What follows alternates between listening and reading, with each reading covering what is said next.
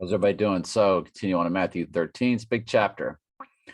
Go through the 55th verse today. Who, when he had found one pearl of great price, went and sold all that he had and bought it. Again, the kingdom of heaven is like unto a net that was cast into the sea and gathered of every kind, which when it was full, they drew to shore and sat down and gathered the good into vessels, but cast the bad away.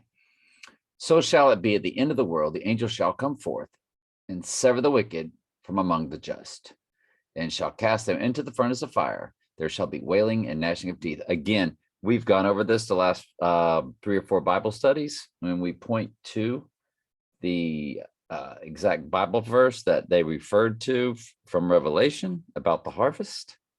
So you really have to at least go back 3 or 4 days, but you should be beginning this Matthew Bible study at the beginning of Matthew. Matthew and Daniel actually began on the exact same day. So you can go through all of Daniel and all of Matthew starting at the beginning on the same day, where none of my other Bible studies do that. They all overlap with, like my Daniel study might begin in the middle of a Galatians study, or my Galatians study might begin in the middle of a Revelation study, because I go back and forth between Daniel and Revelation as we cover the New Testament. And the New Testament's always at the beginning, like today's Matthew teaching.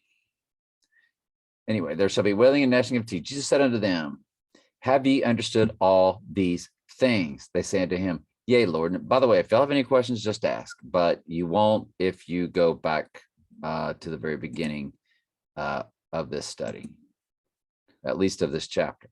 Then he said unto them, therefore, every scribe which is instructed unto the kingdom of heaven is like unto a man that is a householder, which bringeth forth out of his treasure things new and old.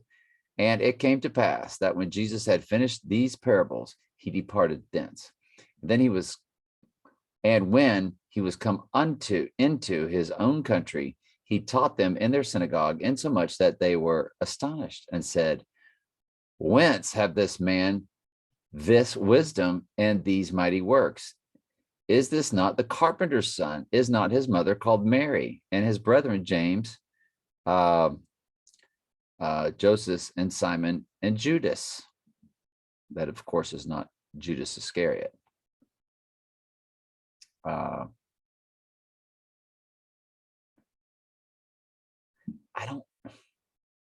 Could this be the names of his actual brothers?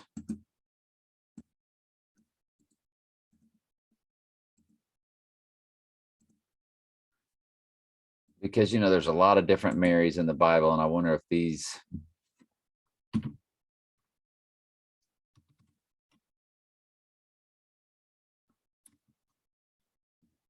The brother of Jesus. Did Jesus have brothers? How many siblings?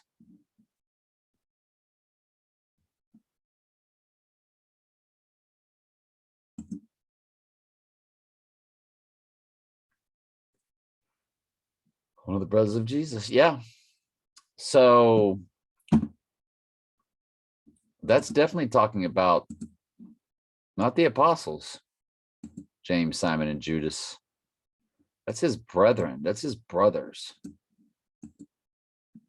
So anyway, continue on in Daniel 11.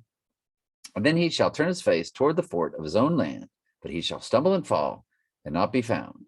And then shall stand up in the estate a raiser of taxes in the glory of the kingdom, but within a few days he shall be destroyed, neither in anger nor in battle.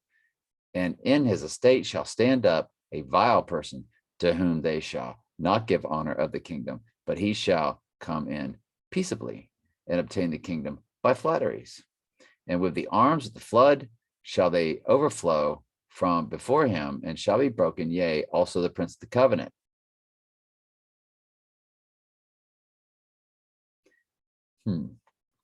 And after the league made with him, he shall work deceitfully, for he shall come up and shall become strong with a small people.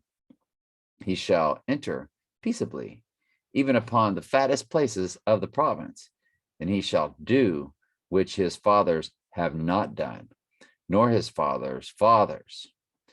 He shall scatter among them the prey and spoil and riches, yea, and shall forecast his devices against the strongholds, even for a time. By the way, this all might be the older telling of the previous abomination of desolation. See, there were two abominations of desolations.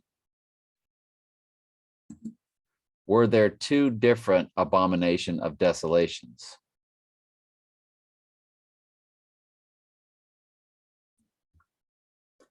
Abomination of desolation, 2nd century BCE, King Antiochus. See, this might all be the old stuff, but a parallel, the abomination part, a parallel foretelling of also the coming abomination.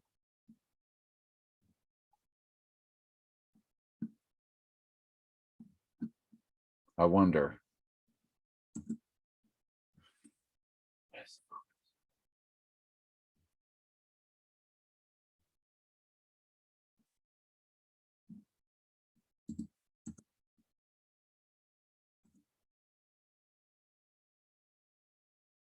Got questions is good with some stuff, but boy, don't go to them for your overall truth.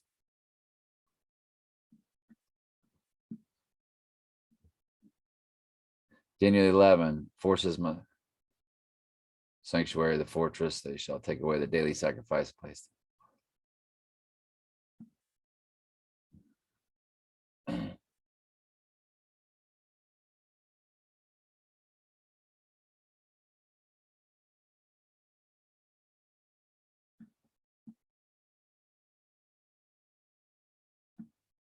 See, he's got the abomination in 927, but there's also the abomination of Daniel 11, and they do tell about the temple that was destroyed.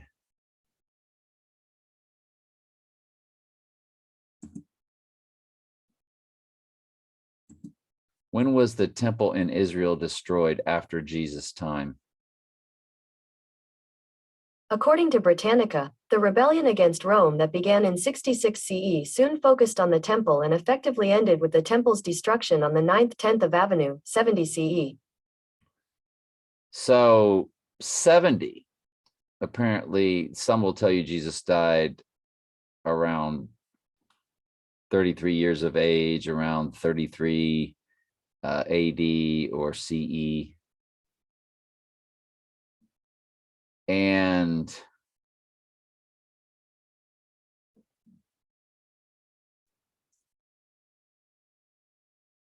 Solomon's temple was the first temple,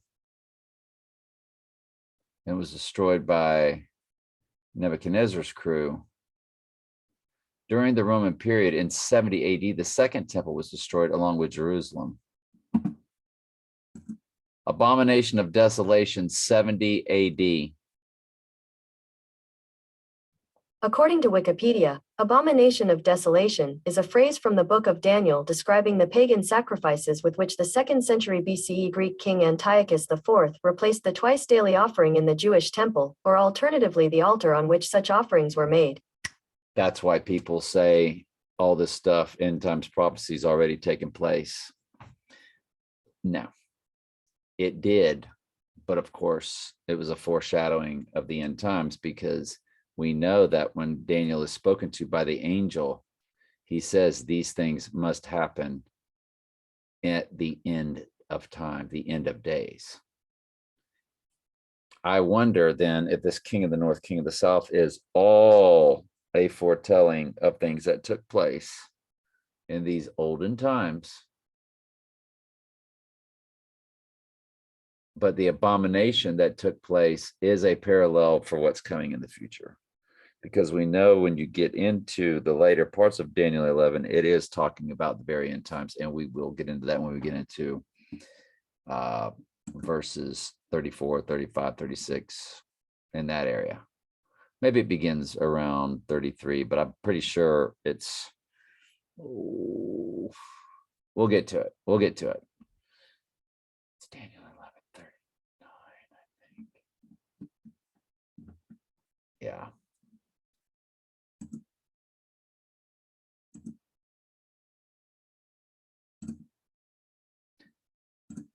Daniel 11, King James Version, Bible Gateway.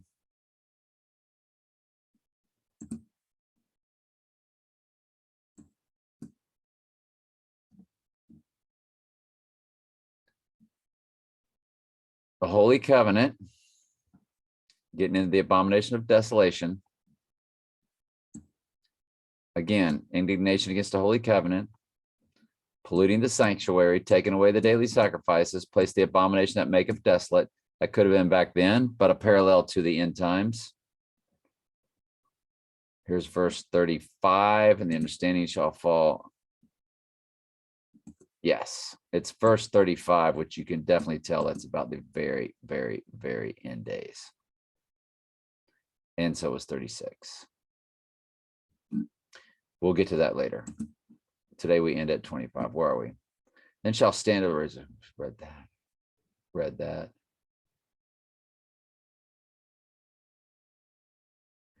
And with the arms of the flood shall they be overflown from before him, and shall be broken, yea, also the prince of the covenant. And after the league made with him shall work deceitfully, for he shall come up and shall come strong with a small people.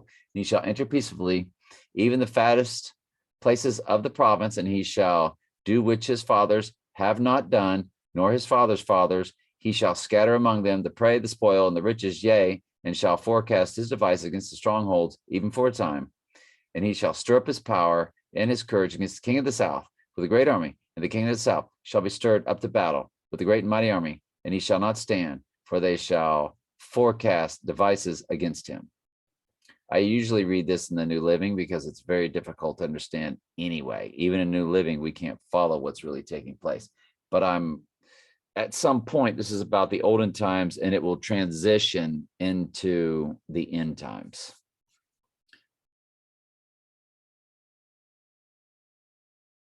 And a lot of them might be a double parallel based off what we showed you, what took place in 70 AD, 2 different abominations.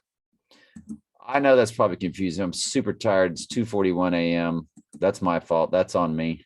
I love y'all very much. I enjoyed graduation, though, with my stepdaughter today in Tallahassee, and her mom, and her dad, and her sister, and her brother, and a boyfriend and a girlfriend of 2. So it was just, and a wife of her dad. So it was just absolutely fantastic time. I can't even begin to tell you. And it meant a lot to me. I love y'all very much.